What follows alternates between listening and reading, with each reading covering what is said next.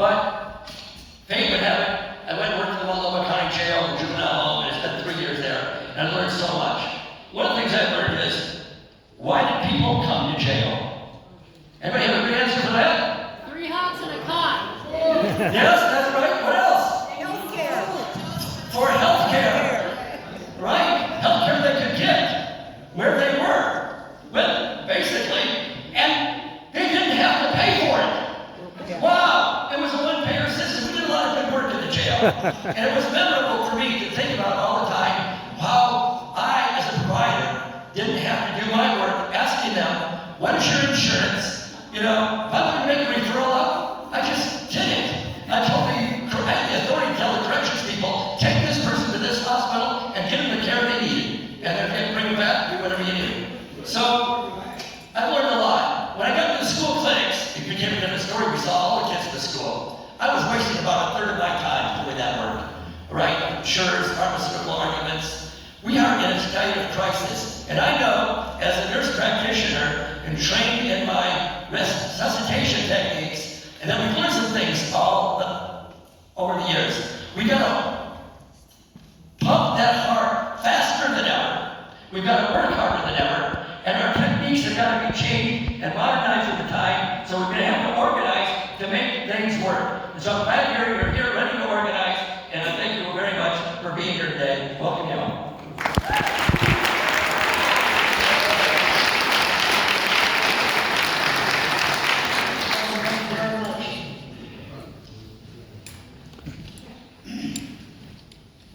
We now have a video from Belmont, Jen Paul, who is our leader in the effort of Medicare, the champion of our new bill in the U.S. Congress. Jen Paul is a member of the U.S. House of Representatives from Washington State, the 7th Congressional District, which includes, of course, most of Seattle. She could not join us tonight because Congress is in session, but she has sent a video so that she could be with us in spirit. So if we could have someone, please, the video.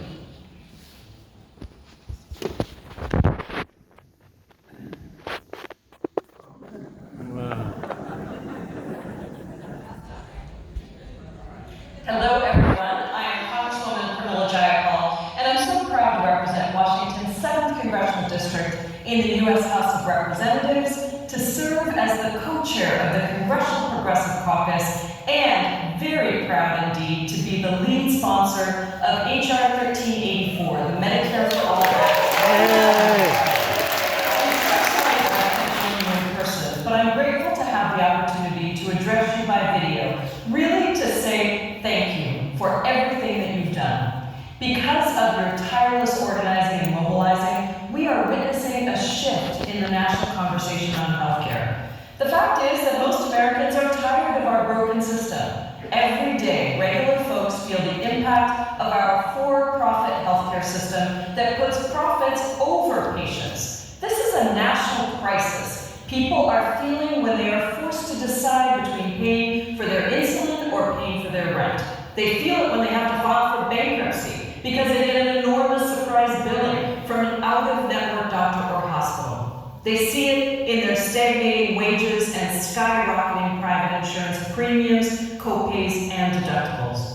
Today in America, we spend almost double what every other industrialized country in the world spends on healthcare. And yet, we still have 70 million people who are uninsured or underinsured, and tens of millions more who simply cannot afford to pay for their health care, even when they have insurance. We have the highest maternal mortality rates, that's moms dying in childbirth, and we have the highest infant mortality rates, that's babies dying young, of all of our peer countries. We have the lowest life expectancy of our peer countries. So why is it that other major countries can guarantee universal health care for half the cost as America, and we can't? It comes down to the profit-making motives that are baked into our system, a system that grows more and more costly every single day because of administrative waste and enormous CEO salaries. GoFundMe has become the most popular insurance plan, and people are dying because they can't afford their health care.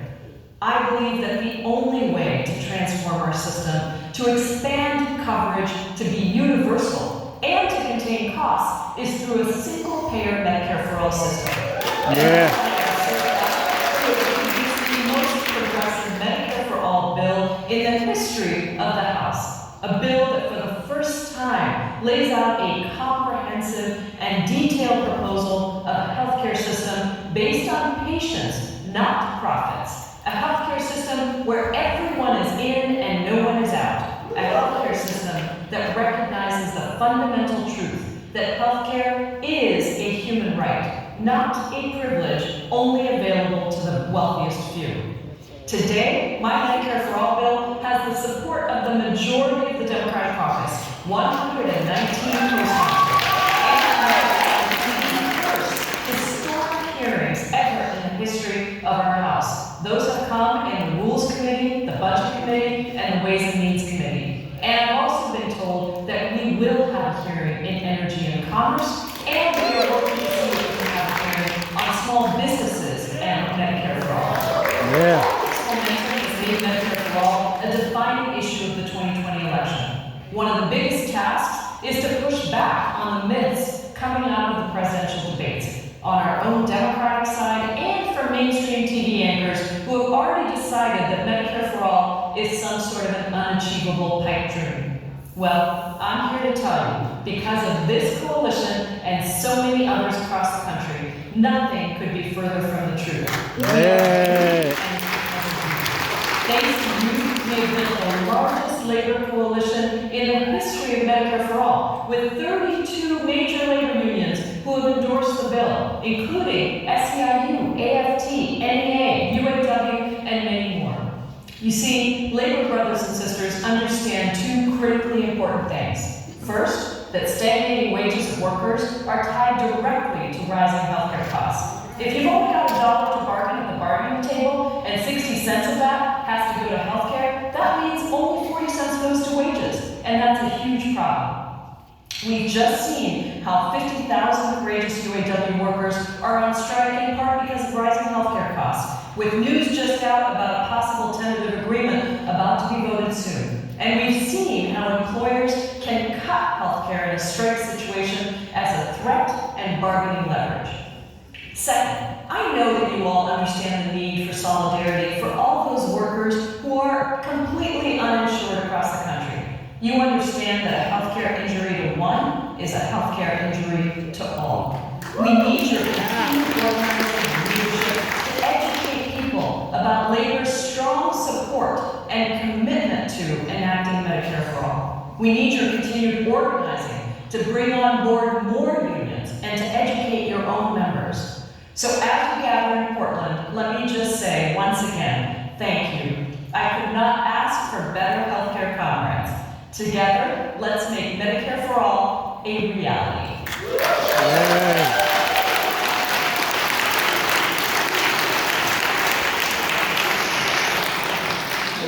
We've just heard from our champion.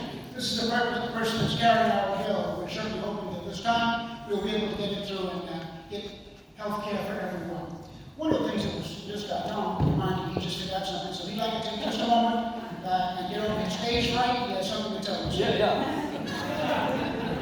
I kind of jumped ahead. I brought Ira up. Ira, you please stand up. I brought him up to the stage and I forgot he was here. Texas King. Ira was a part of a movement with the Oregon AFL-CIO through AFP to lead a resolution in Oregon to get the Oregon AFL supporting the universal healthcare movement and our movement here in Oregon, the Healthcare for All movement. So I want to thank AFP and AFL-CIO for Yeah.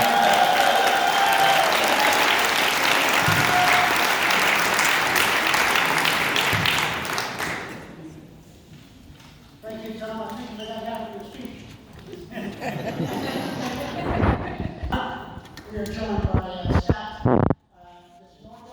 Denoya from New York. He's going to remind us of why we fight.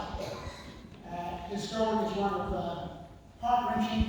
I'm certain that you will empathize with him as he tells you that. So I'd like to take this opportunity to go start on Scott. Please, your story.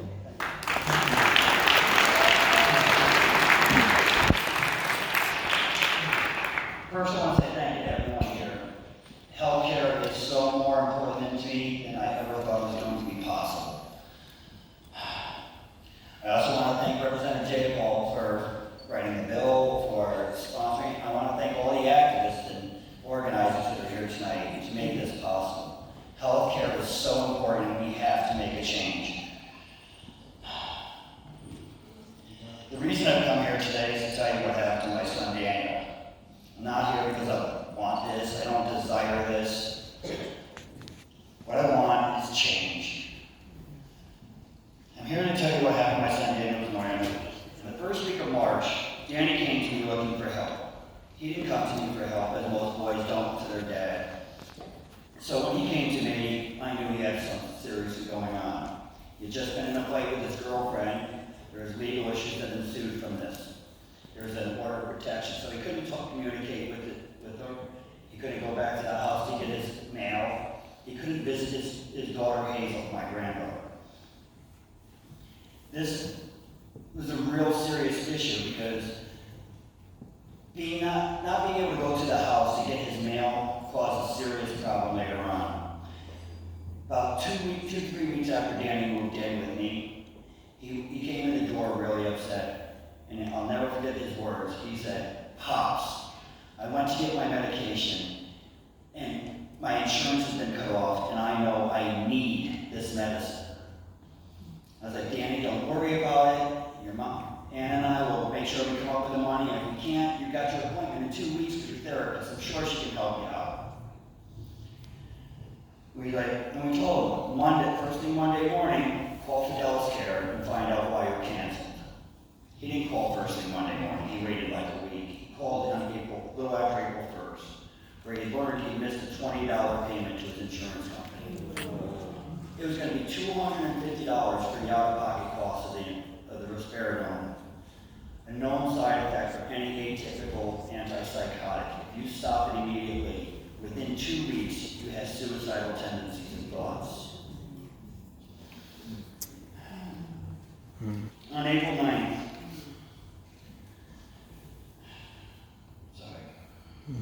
on April 9th, 11:30 in the morning, I see this post on his Facebook. "I just want everybody to know I love them. This world wasn't meant for me. Maybe the next life will be better. I super glued my seatbelt. Double checked. I don't have the strength to open it. I achieved that by drowning because I can't get above this pain. I'm so sorry for hurting those who care. This is selfish, I'm sure. But I've been staring at the water for hours, and I've made my decision. Daniel and Hazel, I'm so fucking sorry." I live 5 minutes from Saratoga Lake. I thought that picture was Saratoga Lake. I jumped in my car, and I went to save him, to find out that he was at the Mohawk River instead. I don't want to be here. I don't want to show the world how much I hurt. But I can't stay quiet. I'm such a cruel, unjust.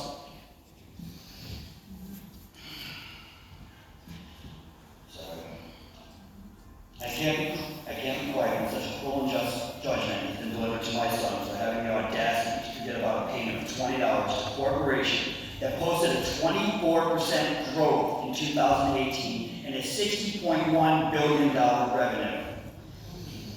In the richest nation in the world, we allow the insurance industries to write laws and deliver them on our lawmakers' desks wrapped in a pretty campaign donation wrapping paper. If we lived in a real democracy, then none of us would have to be here today. I'm standing up and demanding our lawmakers or politicians start doing what they were paid to do, what they were elected to do, to represent we, the people, not the corporation. Yeah. People over profits. My son's story is not alone, and it's not unique. I have personally read thousands of other stories. These stories aren't just me, aren't just numbers. We hear 30 to 45,000 Americans per year die from lack or not enough health insurance. These 30 to 45,000 people have names: Danny, Chauvin, Abby, Joshua, Noah.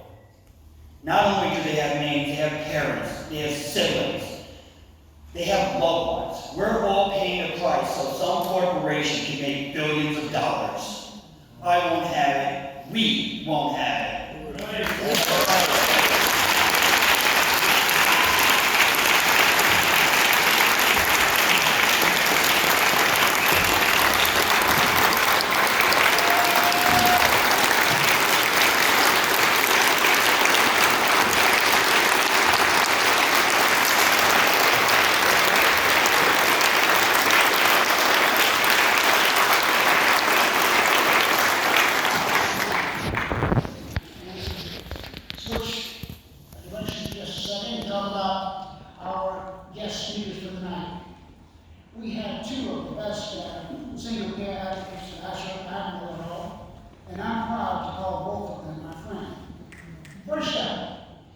Rose Roach, Executive Director of the Minnesota Nurses Association, on behalf of the ANU.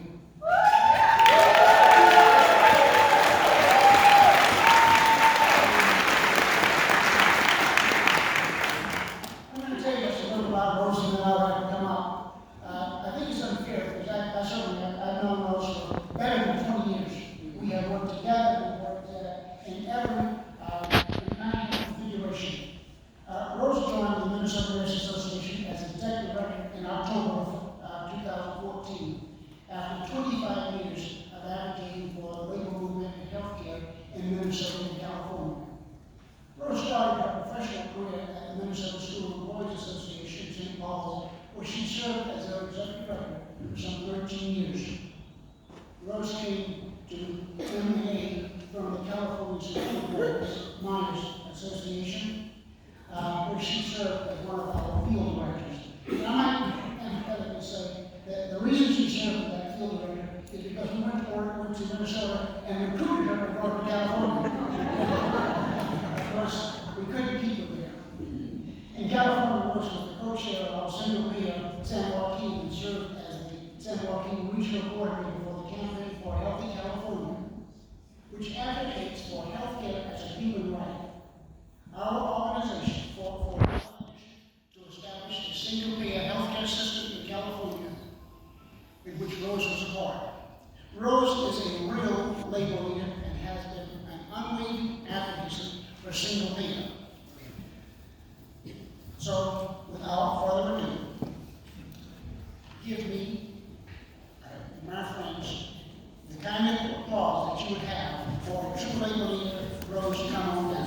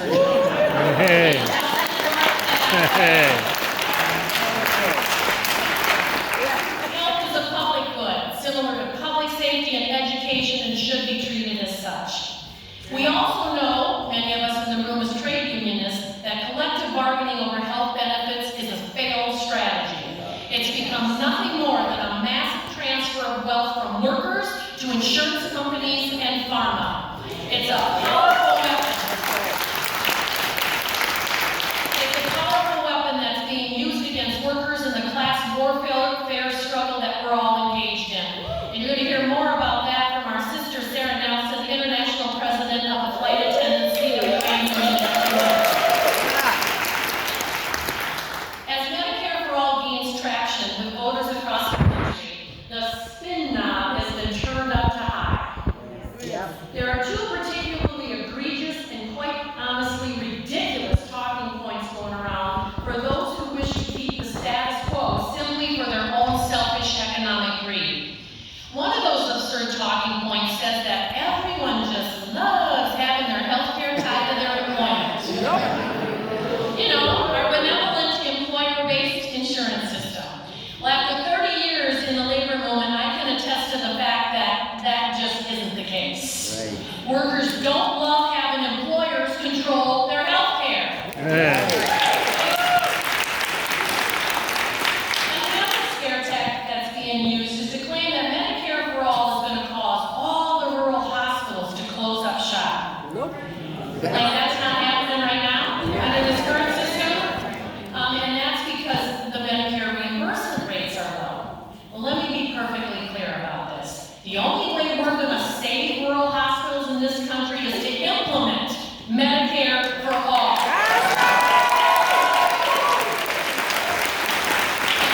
Simply because we're going to get global budgets and capital budgets that are going to ensure rural health planning is centered first and foremost on the health needs of the community, not the population density as a means for generating profit for these healthcare corporations that are running what used to be our community hospitals. It's high time once again that our hospitals become a community asset as opposed to a moneymaker for corporatized healthcare, and that's exactly what's going to happen.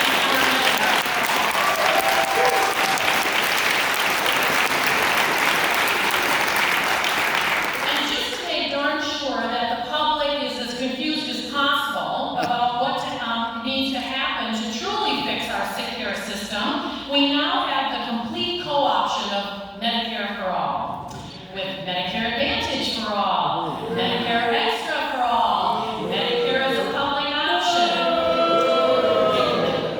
I guess we should kind of a little bit be proud that those who prefer the fragmented status quo at least understand that the general public is ready for Medicare for All. But this co-option, it makes it critically important that we, as the core activists for Medicare for All, warn the public about these Medicare for All lookalikes.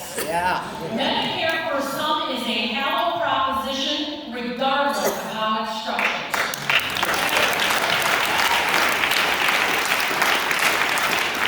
Diane Archer, who is a senior advisor in Social Security Works and is going to be one of our speakers this weekend, she wrote an article in which she very clearly spelled out the problem with these proposals, and I want to quote this for you.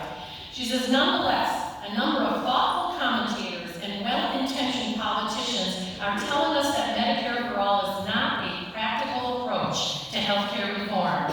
These self-described pragmatists would offer Medicare as an additional option alongside commercial insurance proposing a Medicare buy-in or Medicare for some. By any measure, Medicare for some would deliver very little for the American people. At best, it would capture a fraction of the healthcare savings created under Medicare for All. It would not address the unaffordable premiums, deductibles, and co-insurance that keep millions of Americans from getting their needed health care. And it would leave tens of millions of Americans uninsured and underinsured. So too, Medicare for some does not address the most basic question about our healthcare system. Why do we trust health insurers to determine the doctors and hospitals that we see? Why should a knee replacement cost anywhere from $16,000 to $61,000? Why should Americans pay twice as much for prescription drugs as our peers in Europe and Japan? And why should our health coverage depend on where we work? Let's get real. Commercial insurance is the biggest threat to healthcare choices and our freedom to receive the healthcare that we need. No one loves Aetna, Anthem, or any other insurance.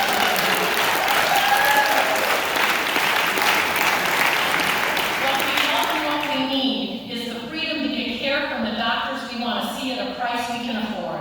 Medicare for All guarantees all Americans access to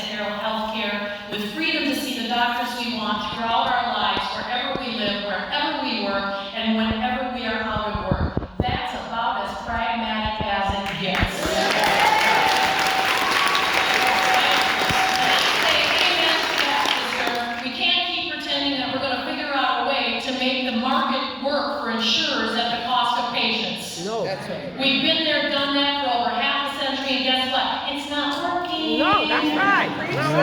We don't fix a broken bone incrementally, and we can't fix our healthcare system incrementally. All right.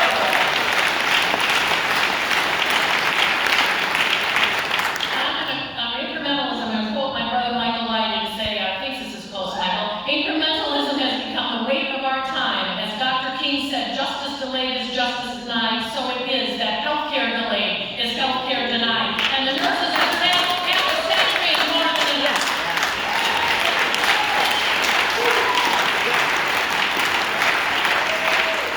Nurses are poised to be natural leaders in our fight for Medicare for all. People realize that nurses' values of caring, compassion, and community are the values that are needed now to fix our healthcare crisis.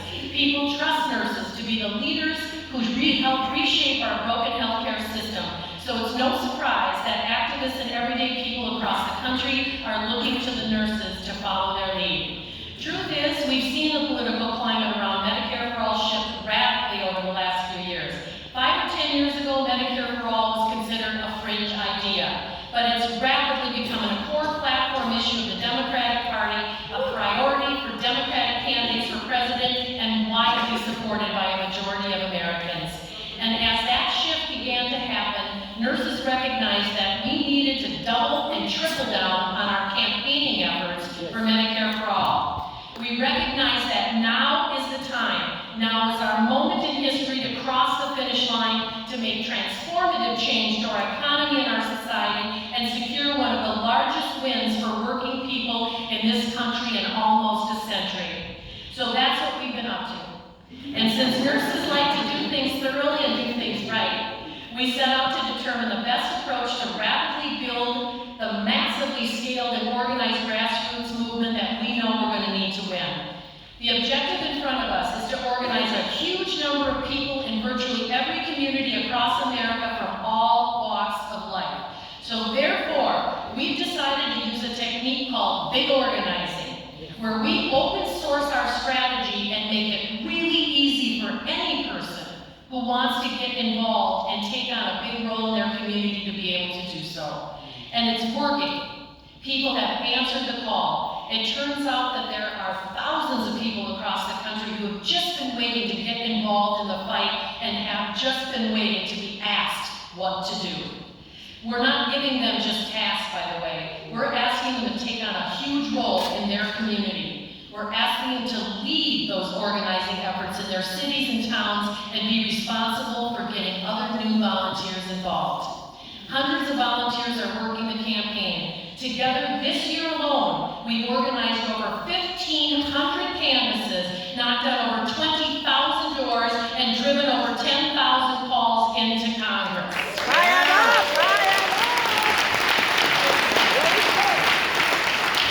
And sure, we're organizing volunteers in progressive states like California and progressive cities like Minneapolis, but we're also organizing volunteers in states like Alabama, Indiana, Oklahoma, Iowa, Kentucky, and West Virginia. And all of them have never met a staff organizer in person.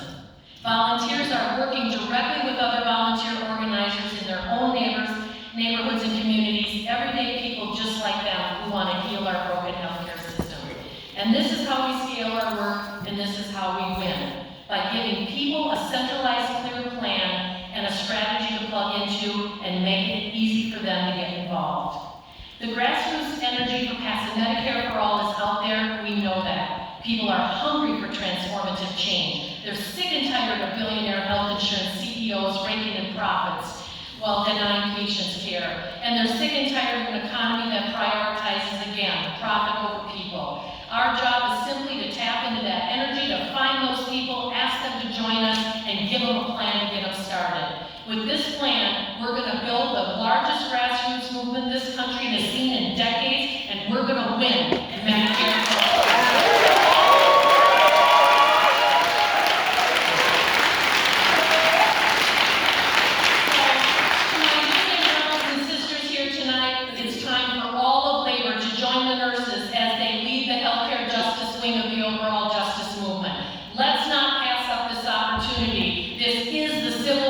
Issue of the 21st century. training. That's right!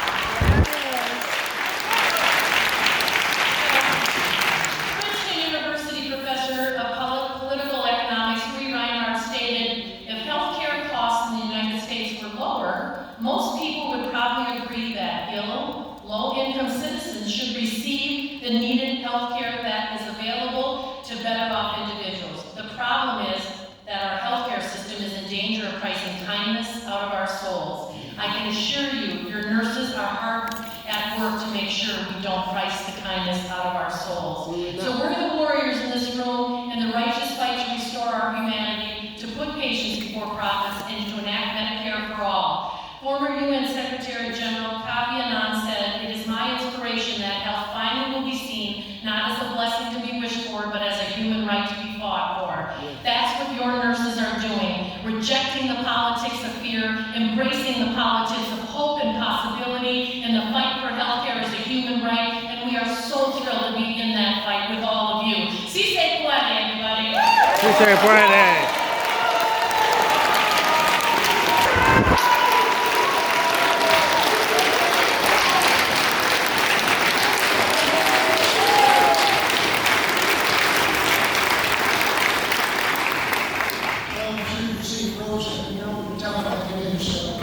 Indeed, she has a message, which you can tell by the standing ovation that this is well received.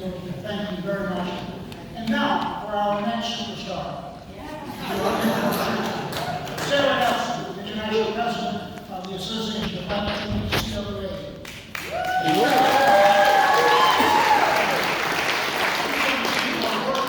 Transition to Medicare for all. In all honesty, I'd like to acknowledge that Sarah and I serve on the Executive Council as Vice President, representing our individual unions. We are thrilled to have Sarah speaking here tonight. Since she was elected president of AFA in 2014, she has led the union to 18 major legislative victories to make the friendly skies friendly.